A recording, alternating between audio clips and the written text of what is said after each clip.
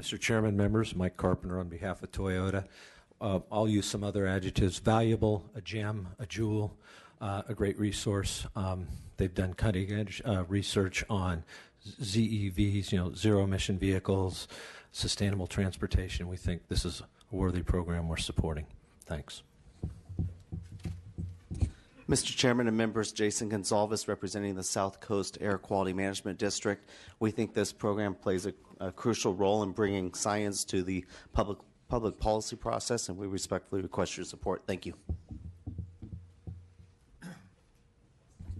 Bob Naylor representing the Los Angeles Metropolitan Transportation Authority. I'll add one more adjective, and that would be invaluable. We strongly support this. Chris Granger representing Cool Davis. We're a local organization working directly with the City of Davis to reduce greenhouse gas emissions with households. I would add local resources going into local communities to drive local laboratories to solve our local problems, and then all of that generating great research and delivering new technology and new solutions to people all over the world. Mr. Chair and members, Ivan Altamura on behalf of Global Automakers. We support this request and the cutting-edge research that ITS does into zero-emission vehicles and alternative fuels. We believe that that's instrumental in helping us to reach our 2025 mandate for zero-emission vehicles. Thank you. Larry Green with Sacramento Air Quality Management District. ITS has been a great regional partner and really helped us to improve air quality in the Sacramento region. Mr. Chair and members, Vincent Warat-Maja on behalf of BYD Motors, a California-based manufacturer of electric trucks and buses, here in strong support for the augmentation. Thank you. Kyle Jones with Sierra Club California in support. Thank you. Andrew Antwion support for General Motors. If everyday consumers are going to buy more and more zero-emission vehicles, we're going to have to continue on the path that we're currently on in this state to innovate.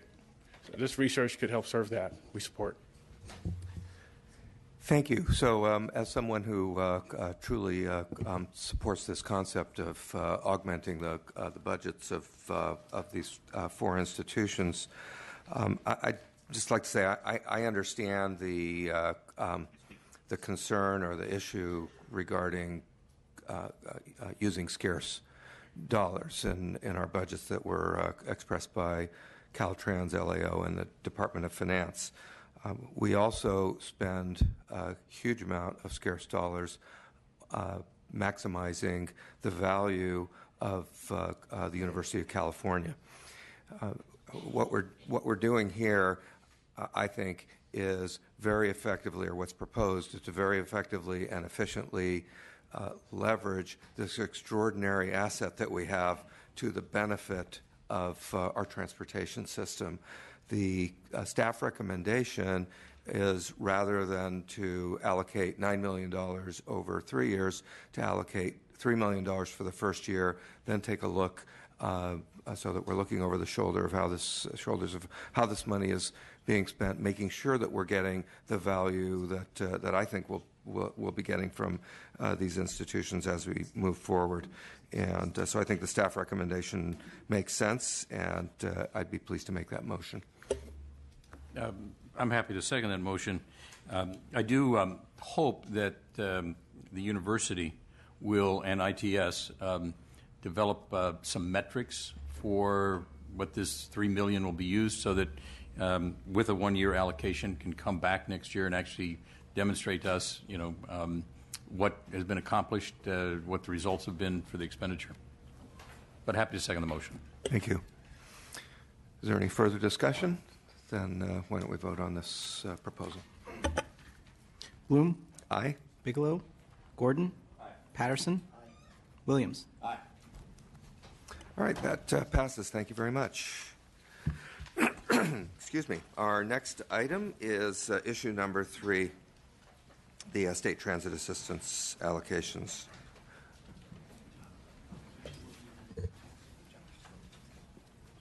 Yes. Mr. Shaw, I think you're going to be, oh, there you are, going to be making part of this presentation. Please.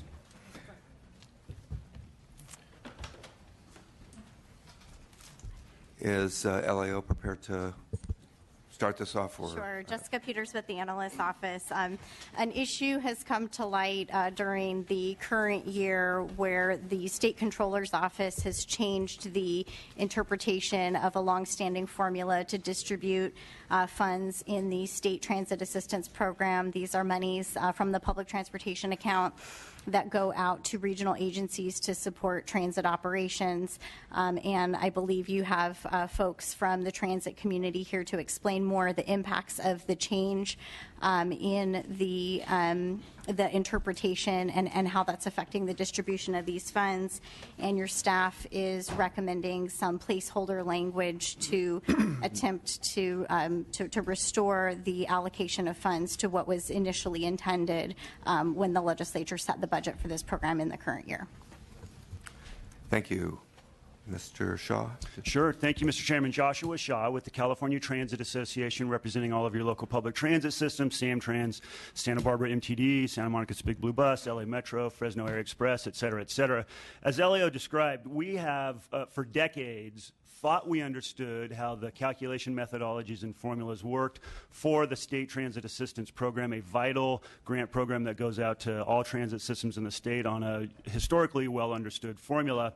This year, having said that, the laws governing the program and the regulations adopted by Caltrans, which attempt to provide some clarity to the program, all of which take up these many pages in this book, there are some ambiguities we have learned, specifically some of our regional partners who help sub-allocate some of these funds to transit systems in their district have asked questions of the State Controller's Office, controllers responsible for calculating how much goes to which region and specifically shares that could be eligible or available to each transit system. Questions have arisen about some ambiguity, and in good faith, we think the controller made a reinterpretation. We don't actually take exception to their interpretation at the moment. The problem for us is the rules of the game have changed midstream. 6 months into the current year, no transit systems in our association anyway budgeted for these changes. There are winners and losers, as pointed out in your staff report. Our ask simply is to ask you to basically work with the controller to compel hitting what we would say the pause button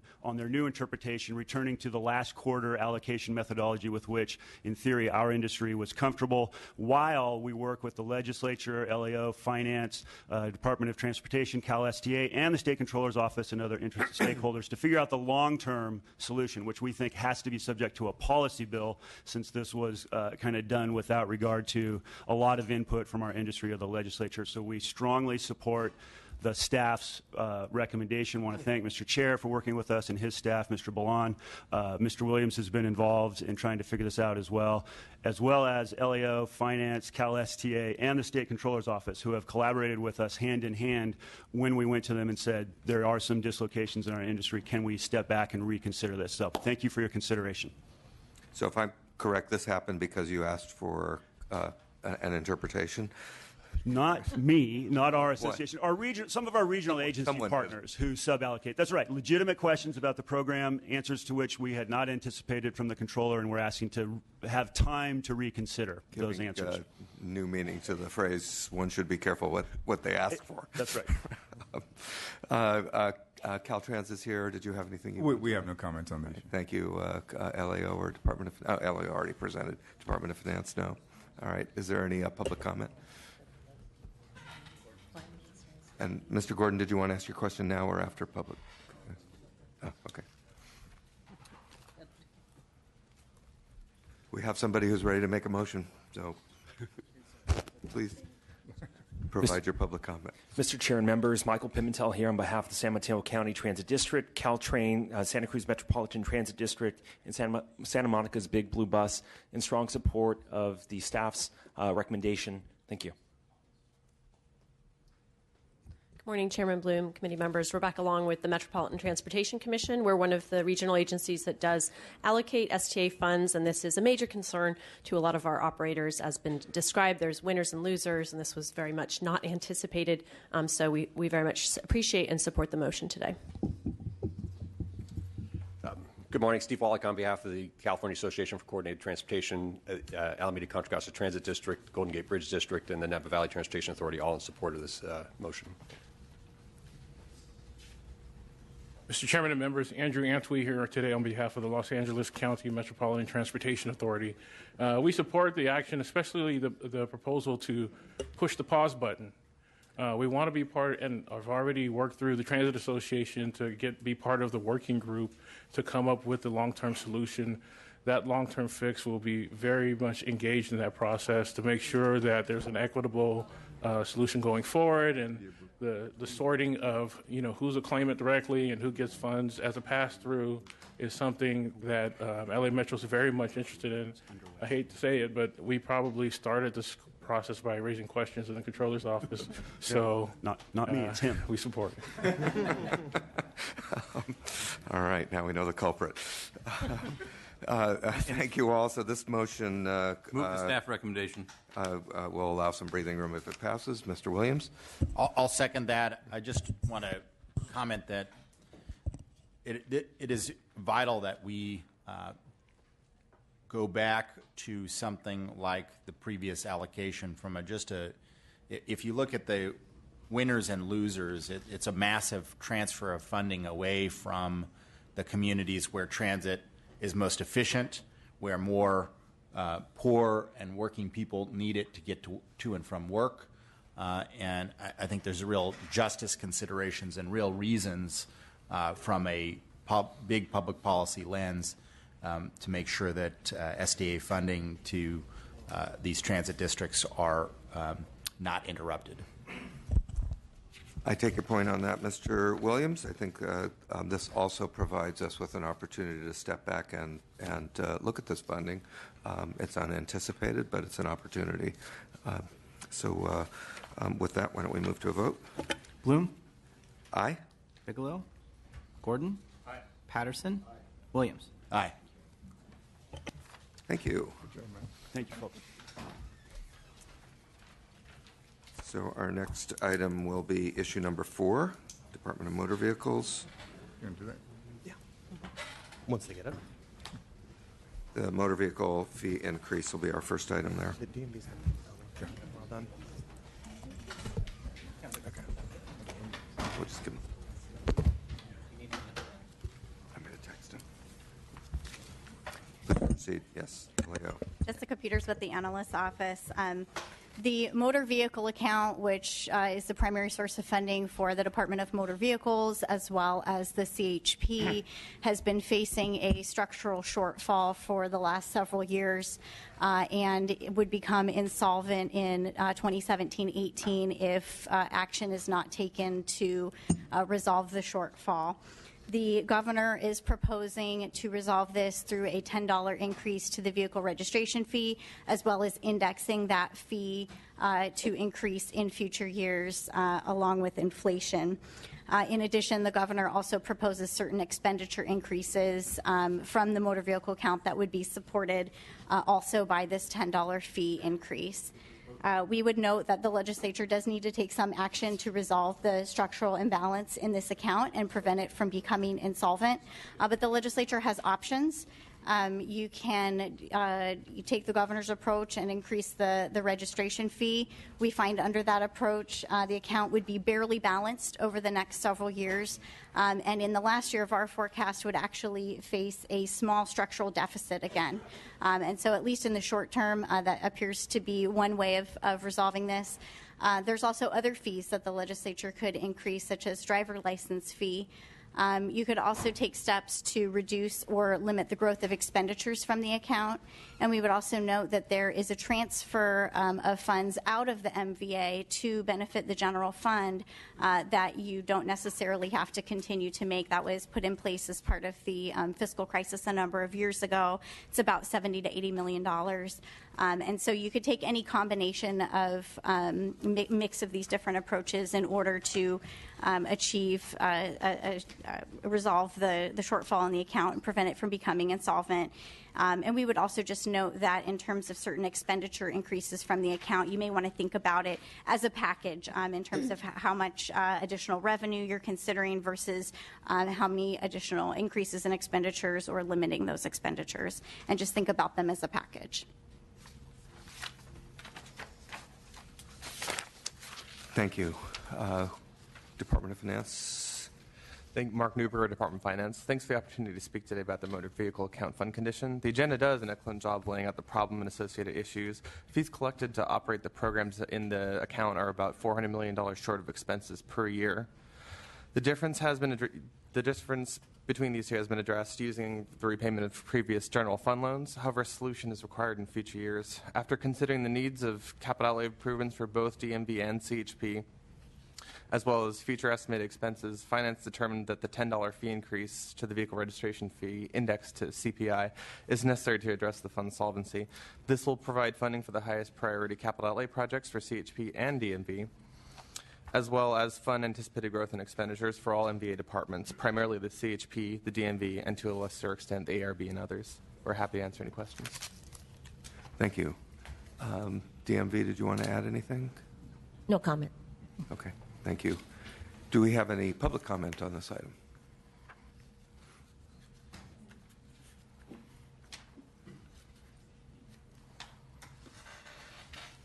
Mr. Chairman, members, Greg Cook, representing the Greater California Livery Association.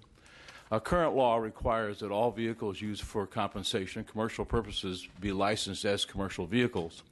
You'll recall that in December of 2014, the Department of Motor Vehicles decided to suspend that requirement for those vehicles that were operating under the Transportation Network Company platform. They were going to conduct a study. That's 18 months ago. That study has yet to be made public. During that time, the number of vehicles has increased, but recently, one of those transportation network companies, Uber, announced that they had 150,000 vehicles on the street in California. Now, the fee for the vehicle, for the commercial plate, ranges from $8 to into the 60s and 70s based upon the weight of the vehicle.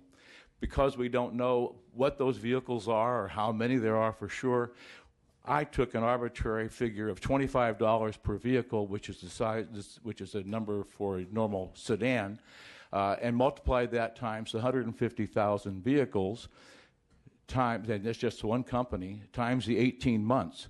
And it's clear that the Department of Motor Vehicles has relieved itself of potential $6 million in revenue, which means that the general fund is subsidizing that business model. So I would ask two things from this committee. One, I would ask you to ask the Department of Motor Vehicles to complete that study and make it public so that the legislature can act upon it. And if you're going to change current law to accommodate this new business model, you would have an opportunity to do so. And number two, I would ask that this committee take a very careful look at the loss of revenue. I know the $6 million is not going to come anywhere near the $300+ million shortfall, but I think it is important to note that the general fund should not be supporting and subsidizing this business model. Thank you. Thank you. Are there any questions? Is there a motion on this item? We have a staff recommendation to adopt placeholder trailer bill language to increase the fee. So moved. Second. All right, we have a motion and a second. If there's no further discussion, we'll vote. Bloom? Aye. Bigelow? Gordon? Aye. Patterson? No. Williams? Aye. All right. Thank you. Our next item is issue 5, self-service terminals. Good morning, Chair Blue and the committee members. I'm Jean Shimoto, the Director of the California Department of Motor Vehicles. I have here with me Robbie Crockett, our Budget Officer. So thank you for this opportunity to speak before all of you. DMV has 4 proposals in total, but first I'm going to talk about the self-service terminals. So I'm really excited about this proposal, the self-service terminal program, and how it fits into our business model. Self-service terminals have quickly become very popular, a renewal channel for our customers. And the next logical step is to expand the terminals to retail locations outside the DMV and bring the DMV to the customer at times and locations that are convenient to the customer. So one of the biggest benefits of this self-service terminal proposal is providing a renewal channel that can accept cash and be available after hours and on weekends. Self-service terminals provide an additional customer service option that allows self-service and provides an immediate product to our customers, a registration tag in hand. So we are quickly moving to a self-service society, and customers are coming to expect and conduct business and are reluctant to wait in line. So this proposal is to provide DMV $8 million to fund the continuous operation and expansion of self-service terminals. So as we all know, the vehicle code has gotten more complex over the years and made vehicle transactions more difficult. And so this self-service terminal proposal is to pull out the easier transactions for our field office technicians and allow them to focus primarily on the multifaceted transactions such as a transfer tied with parking citations or a change of address. So the per transaction costs of all our field office transactions include the brick and mortar cost of a field office, electrical cost, janitorial, security guards, as well as the cost of the office manager, and these are ongoing firm costs, and so that thereby reducing the estimated PY savings. So with the self-service terminals redirecting the easier transactions away from our technicians, we have identified that we would save approximately 8 PYs associated with the increased transaction volumes and requesting those PYs remain in our field offices to work on other workloads. So our plan is to work with the current vendor to engage in partnerships and look at approximately 30 to 50 retail locations statewide. We have transaction data on all our offices, and we're reviewing that to make a recommendation to where the current vendor, in conjunction with the geographical locations, as to where we would like to expand and place these self-service terminals. We're going to look at high-traffic locations. We're going to look at where customers are in heavy populated areas and persons who are unbanked. So we will also look at underserved populations where we do not have a field office, and a self-service terminal would serve the community, thereby eliminating the need to drive a long distance to a field office. So if a self-service terminal is underperforming, we will work with the vendor to move the terminal to another location to better serve our customers. So our future is to also expand the functionality on the self-service terminals and add additional appointments, and also to add additional foreign languages. So DMV requests a yes vote for the self-service terminals, and we have no concerns with the supplemental reporting language. So I'm happy to answer any additional questions. Thank you. Excuse me, LAO. Jessica Peters with the Analyst's Office. Just to expand a little bit in terms of describing the governor's proposal, it is $8 million on an ongoing basis out of the motor vehicle account. $4.4 million of that would actually go to support costs that DMV currently is funding from its base budget. And so by providing an augmentation for that, that would really free up about $4.4 million in DMV's base budget that could be used at the discretion of the department. And the DMV has not provided detailed information on how those funds would be used. The other $3.6 million would go to fund the increased level of transactions that DMV is estimating they would have from the expansion of the number of self-service terminals. Generally speaking, we think that the use of the self-service terminals has merit. This is a potential efficiency for DMV. In particular, the use of self-service terminals can be more cost-effective than having people complete their transactions in a field office.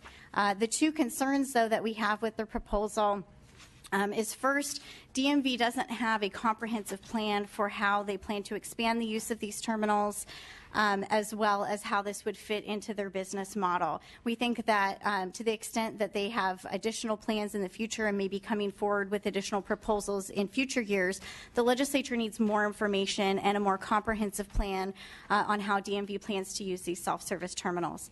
The second concern that we have is that while these terminals can actually reduce costs for DMV and create efficiencies, the proposal would actually increase DMV's budget in order to do so.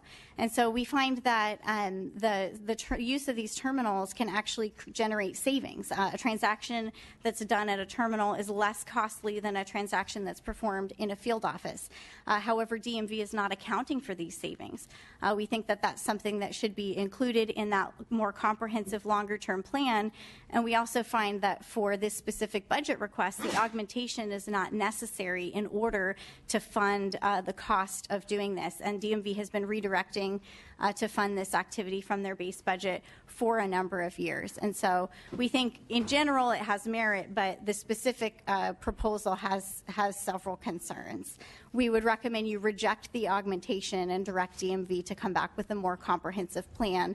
And we would just note that that wouldn't prevent them from expanding the use of these terminals, since they should have more than enough funding in their base budget And that would also provide the legislature information in future years on how much savings is being generated so that the legislature can weigh in on how those funds should be directed rather than having the DMV determine how to spend these savings without coming to the legislature. Thank you. Department of Finance. Thank you, Mr. Chair. James Hacker, Department of Finance. We would just like to state that the administration is interested and devoted to using these SSTs as a portion of, or as some part of the DMV's long-term business plan. However, we would note that the state currently has no experience with the use of self-service terminals outside of existing field office locations. And absent, this sort of initial pilot expansion of this program, we think it's premature to commit to any kind of detailed long-term plan for how these are going to fit into DMV's business model. If we don't know, for example, what kind of locations are most popular with customers and what context they'll be using them. This initial expansion would help us get that information to help develop that kind of long-term plan that could help develop a more effective model for DMV moving forward. Second, we would note that this is not, while this, there is the potential for significant efficiencies from this program, the expansion of SSTs is not really intended as an efficiency measure. It's a customer service and convenience measure. To the extent that we are improving efficiencies for the department, that's a helpful side effect of us improving our overall service to the motoring public. So, thanks. Thank you. Any other presentations? Do we have questions? We'll hear from the public also on this, if there's any members of the public. Mr. Patterson, did you have a question or a comment? All right, thank you. Just a simple question. I mean, why not step into this in a thoughtful manner that identifies the revenue saved by the efficiencies, and then commit the revenue that's saved by the efficiencies to moving into areas of the terminals that can be demonstrated successfully? I find the legislative analysts' concern about this compelling. So currently, in addressing the legislative analysts' concerns about the funding of this for our budget, currently we pay a discount fee for these transactions, and we're funded at about approximately $18 million, and our fee for that is running at about $22 million. So we're absorbing that additional cost. In addition, there are other costs that we are absorbing in getting ready for licensing and document immigrants AB 60. We moved to stabilize our website to make sure that the website stayed running in case it crashed. We watched what happened with the rollout of federal health care. The website kept crashing. So we moved to a managed service environment with the Department of Technology, and that cost us around $10 million to maintain and operate that environment. So there are costs that we are currently absorbing that we need the funding to continue to move forward with self-service terminals. With all due respect, what I just heard is that there are no efficiencies and that the whole approach to this is blowing through money. No, there are efficiencies. We're taking and having through the self-service terminals the more easy transactions that we can pull from the windows. We do have additional transactions that are more complex that our technicians take a little bit longer to handle. The efficiencies we gain is providing the service to the customers. It's easy, it's fast, it's convenient. So we are also looking to see that for self-service terminals, it would probably put less pressure on us in the Department of Finance for funding more capital outlay projects and more brick and mortar offices throughout the state. And so we're looking to provide those efficiencies over in hard costs for not having to do additional capital outlay projects. And if I could just jump in real quick. I'm asking the question. Sorry. All right? I appreciate it, but give me a little chance to. What I continue to be concerned about is, well, did I hear that the service fee that you pay, I guess, to the system or the vendors is more than you save? Or more than, so you're subsidizing the very efficiency that you're saying the expansion is going to create? So we're providing, an option for our customers to use. It's a very convenient option. There are costs that we currently fund, and we want to provide efficiencies for our customers. And also, I would just like to add in regards to, as you're aware, there's multiple models in regards to individual to pay the renewals. Correct. You know, you can renew by mail, you can renew online, you can renew in a field office, you can renew in an SST. Each model or each channel to renew has a transaction cost associated with it, some higher than others. As we've kind of mentioned, the renewal in a field office is our more expensive transaction model. What we've been doing in regards to the SSTs is they've really increased over the last year and a half in regards to the volume, and we're tracking reports as it relates to that transactional renewal that transpired on that SST.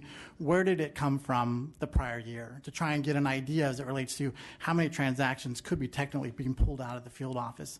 The SSTs that we have in our existing offices today, it's pulling what we're estimating right about 30%. 30% of all those renewals that are on the SST were a renewal that was done in a field office the prior year. And so that's how we come up in regards to the savings, where those renewals, as the director had mentioned, were the easier base renewals coming from a field office. Those transactions take a little bit over about 4 minutes per transaction in our field office. And to determine the PY savings, that's how we came up with the 8 PY savings. Those 8 PYs will be offset in a proposal that we'll mention later on. So there are efficiencies and there are some savings at this point, in that we're identifying about 8 PYs. All right.